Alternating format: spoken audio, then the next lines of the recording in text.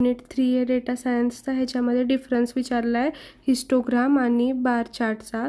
आपण जनरली काय करतो डिफरन्स 10 लिहितो, पण आता ह्याच्यामध्ये आपल्याला ॲप्लिकेशन्स पण विचारले आहेत. सो ॲप्लिकेशन्सला 2 मार्क्स आहेत आणि डिफरन्सला 3.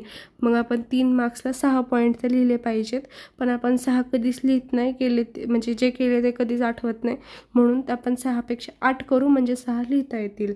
तर हिस्टोग्रामची डेफिनेशन हा फर्स्ट पॉईंट खूप IMP आहे लिहिणं. बाकी कसं पण खाली लिहिलं, कुठले पण लिहिले 4-5 तरी चालतील, पण हे जे मेन डेफिनेशन्स आहेत ते लिहिलेच पाहिजेत. तर हिस्टोग्राम म्हणजे काय, तर ग्राफिकल रिप्रेझेंटेशन. ग्राफिकल कळतं आपल्याला, ग्राफमध्ये रिप्रेझेंटेशन आहे क्वांटिटेटिव्ह डेटाचं.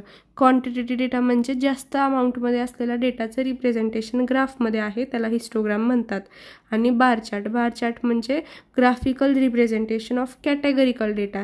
ह्याच्यामध्ये कॅटेगरिकल डेटा आहे. कॅटेगरी म्हणजे कशा असतात, तर नंबर, व्हेरिएबल, नेम, इंट.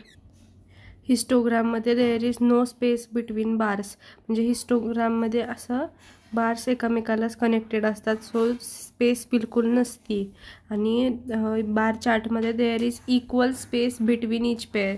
बार चार्टमध्ये असा डेटा सेपरेट प्लॉट केलेला असतो, म्हणून इथं स्पेस असते, म्हणून there is equal space. Okay. नंतर area of rectangle bar shows frequency of data width. ह्याच्यामध्ये जे एरिया आहे, आता मी म्हटलं ना असे चिटकून बॉक्स असतात, मग हे जे एरिया आहे रेक्टँगल्स बार्सची, ती आपल्याला विड्थ शो करते बार्समधल्या. ओके. नंतर ह्याची जी height of bar shows frequency. हे असे सेपरेट जे असतात बार्स, त्याची हाईट असते ती आपल्याला फ्रिक्वेन्सी शो करते. सो 2 डायमेन्शन जे हे चिटकून असलेले हिस्टो बार्स असतात ते 2 डायमेन्शन बार्स असतात, आणि बार चार्टमधला 1 डायमेन्शन असतात. हिस्टोग्राम रिप्रेझेंट करतं इंटरवल्सला आणि बार चार्ट रिप्रेझेंट करतं नो स्पेसिफिक इंटरवल्सला. नंतर ॲडजेसंट असतात हिस्टोग्रामचे आणि बार चार्टचे नॉन ॲडजेसंट असतात.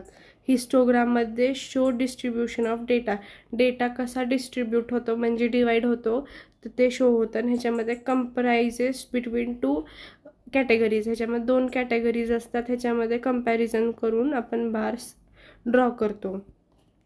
Groups and ranges. ह्याच्यामध्ये ग्रुप्स असतात, जसं की आता हे डेटाचे ग्रुप्स झाले असे चार्ट बनवून. आणि बार चार्टमध्ये does not have range, only distinct category. ह्याच्यामध्ये कुठलीच रेंज नसते. तर ॲप्लिकेशन्स हिस्टोग्राम आणि बार चार्ट. ओके. त्या ॲप्लिकेशन हिस्टोग्रामचे आहे हेल्थकेअर आणि एज्युकेशन. बार चार्टचे आहेत बिझनेस आणि फायनान्स.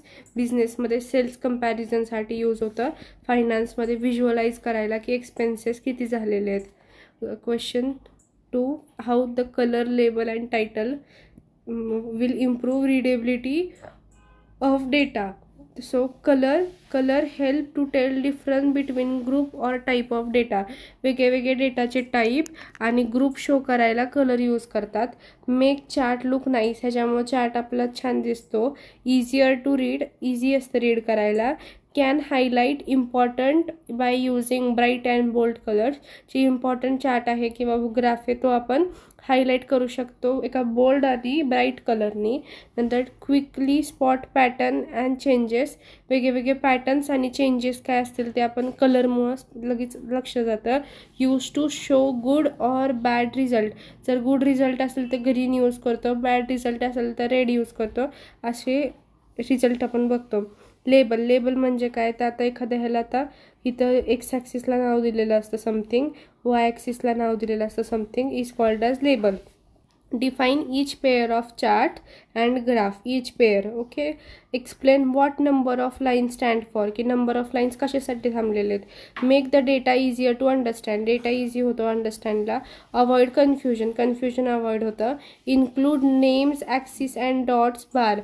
प्रत्येक डॉटला प्रत्येक बारला ॲक्सिसला नावं दिली जातात. नंतर title tell us about what the chart table is about, की चार्ट आणि टेबल कशाबद्दल आहे हे टायटल सांगतं.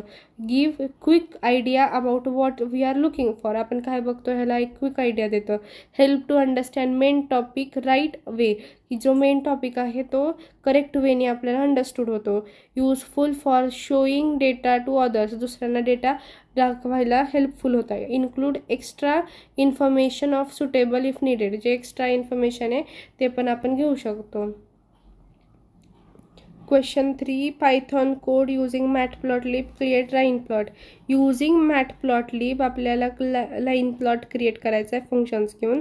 सो पहिल्यांदा सगळ्या लायब्ररीज इम्पोर्ट करायच्या. Import numpy as np, import pandas as pd, import cbun नाही, आता फक्त matplotlib. Import matplotlib dot pyplot as plt, ही इम्पोर्टची कमांड आहे. Import matplotlib dot pyplot as plt. मग x आणि y आपण इथे डिक्लेअर केला आहे. x equal to np line spaces, म्हणजे लाईनमध्ये असलेली स्पेसेस, तर ती कुठून कुठूनपर्यंत आहे, तर -10 ते 10 आणि 100 तीन आहेत. ओके.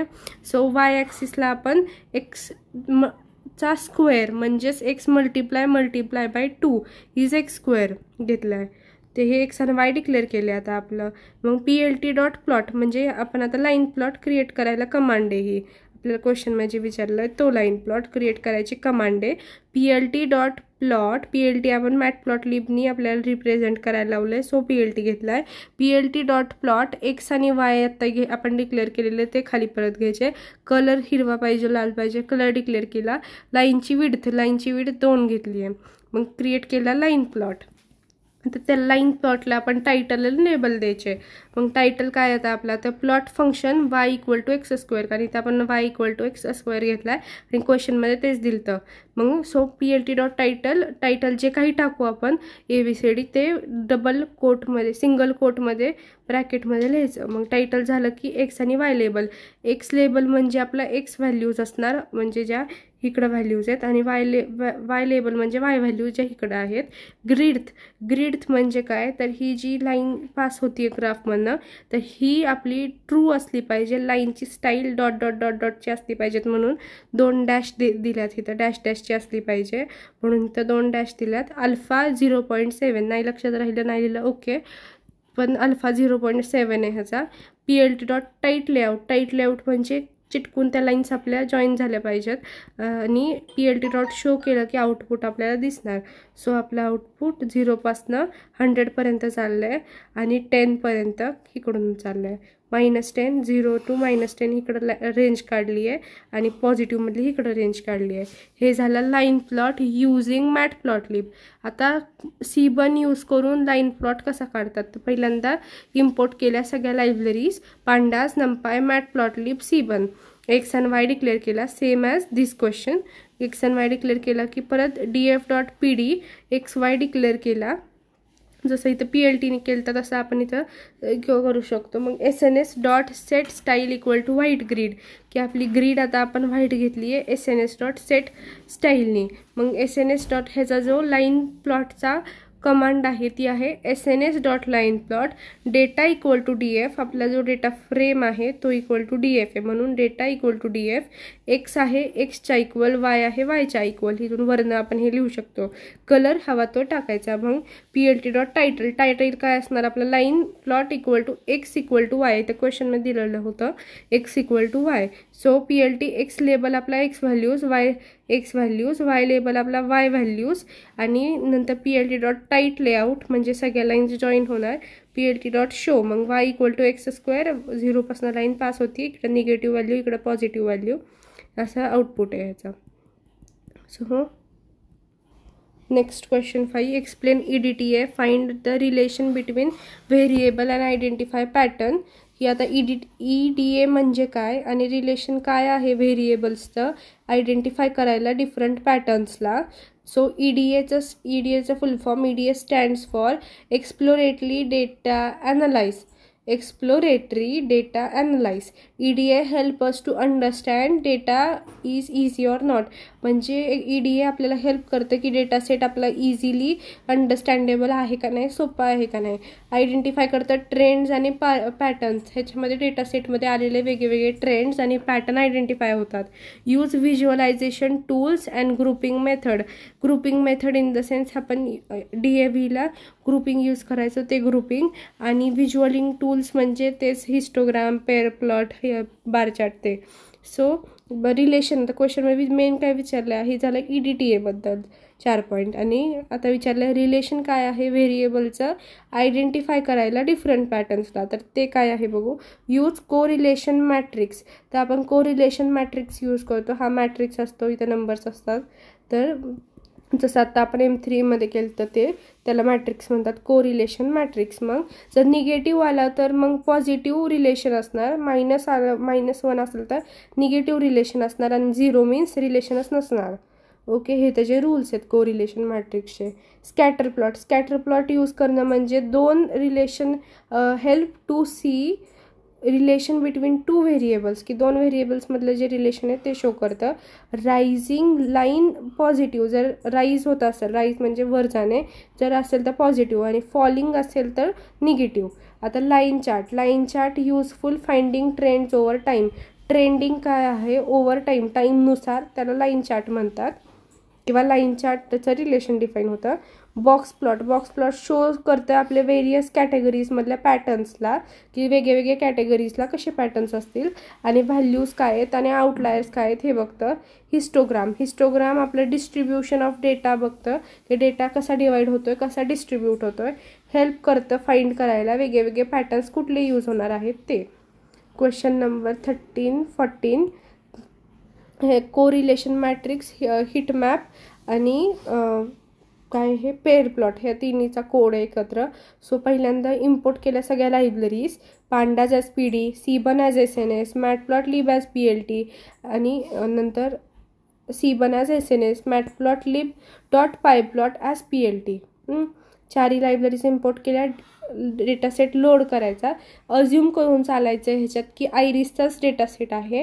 नीट क्वेश्चन बघून, ह्या क्वेश्चनलाच आयरिसचा डेटासेट आहे फक्त. जर DF = SNS.load dataset iris, print, आता प्रिंट करायचे first 5 values. So print DF.head, हेडनी आपल्याला फर्स्ट 5 व्हॅल्यूज कळतात. क्वेश्चनमध्ये विचारलं कोरिलेशन, मग कोरिलेशन डायरेक्ट कोरिलेशन = DF.कोरिलेशन केलं, लक्षात नाही राहिलं तरी चालेल, पण शॉर्ट फॉर्म ह्याचा कोरिलेशनचा CORR आहे, म्हणून कोरिलेशन = DF.कोरिलेशन. न्यूमरिक ओनली, फक्त नंबरच घेणार आहोत म्हणून न्यूमरिक घेतला. न्यूमरिक ओनली ट्रू आहे. PLT.figure फिक्स साईज, आता हा SNS हिट मॅपचा कोड आहे, तर त्याच्यात प्लॉटिंगसाठी पहिल्यांदा PLT.figure, फिगरची साईज आपली 8 आणि 6 आहे, काहीही घेऊ शकतो. SNS हिट मॅप विचारला आहे, हिट मॅपचा कोड आहे. SNS म्हणजे सीबन यूज करून हिट मॅप काढतोय. SNS.hitmap. कोरिलेशन जो आता वरती घेतला तो. नॉट म्हणजे जे व्हॅल्यूज घेत नाही ते आपण ट्रू असल्या पाहिजेत म्हणून नॉट घेतो. Not true. आणि सी मॅप आपल्याला कलर देतो म्हणून सी मॅप जे कलर आहे ते, पण आता इथं ब्लूजच लिहा कारण हे जे प्रत्येक कलरला वेगळी नावं असतात. सो ब्लूज म्हणजे ब्लू नाही म्हणायचं, ब्लूज म्हणतात इथं, म्हणून ब्लूज लिहिलं. आणि लाईनची विड्थ आपली 0.5 किती पण घेऊ शकतो.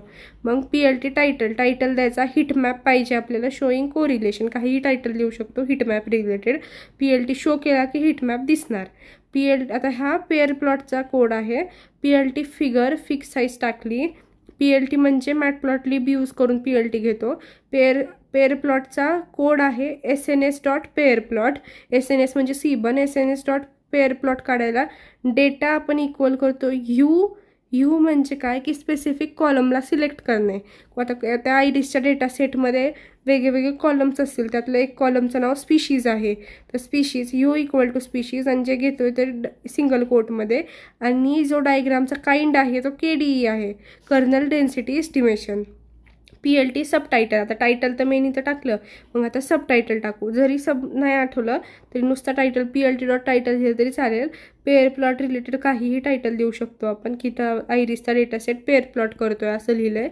PLT शो केला की आपल्याला हे पेअर प्लॉट दिसेल. आता क्वेश्चन लास्ट आहे, how the visualisation tool detect in outlier, की आउटलायर आपण कसं व्हिज्युअलायझेशन टूल्सनी डिटेक्ट करू शकतो. तर आउटलायर म्हणजे काय की आता एखादा जर ग्राफ असेल तर ह्याच्यामध्ये जे पॉईंट आहेत जे डिफरंट आहेत ह्या सगळ्यापेक्षा, त्याला आउटलायर म्हणतात. तर outlier are the data point different from others, दुसऱ्यांपासून वेगळे असणारे पॉईंट्सला आउटलायर म्हणतो. ते आपण डिटेक्ट करू शकतो व्हिज्युअलायझेशन टूल्सनी. तर कोणते टूल्स असतात, तर ह्या टूल्स असतात, जसं की आता बॉक्स प्लॉटलिब, काय हे बॉक्स प्लॉटमध्ये लाईन आउटसाइड बॉक्सच्या बाहेर असलेली लाईन जी आहे त्याला आउटलायर म्हणतात. नंतर स्कॅटर प्लॉटमध्ये कसं असतं, असे वेगवेगळे डेटा ग्रुप करून एकत्र असतात. मग आता सपोज एखादा पॉईंट इथं वेगळाच आहे, मग जे ग्रुपच्या बाहेरचा पॉईंट आहे त्याला स्कॅटर प्लॉटमध्ये आउटलायर म्हणतो. Pair far away from group. नंतर pair plot outlier are far away from cloud. मग ह्याच्या पेअर प्लॉटमध्ये कसं असतं, तर 2 प्लॉट एकत्र करतो ना आपण, म्हणून ह्याच्यामध्ये जे आउटसाईड पॉईंट आहे ह्या सगळ्या ग्रुपच्या किंवा ह्या क्लाउडच्या अख्ख्या बाहेरचा पॉईंट त्याला आपण पेअर प्लॉटमध्ये आउटलायर म्हणतो. Histogram away from rest and very few count. Histogram कसा असतो आपला, तर असा असतो एकत्र जॉईंट केलेला बार ग्राफ. ह्याच्यापेक्षा जर एक लांब असा कुठला तरी आउटलायर असेल किंवा बार असेल तर त्याला आपण हिस्टोग्राममध्ये आउटलायर म्हणतो. Away from rest and very few in count. ह्याच्यामध्ये फ्यू असतात आउटलायर्स, म्हणजे कमीत कमी आउटलायर्स प्रेझेंट असतात. हा होता युनिट 3.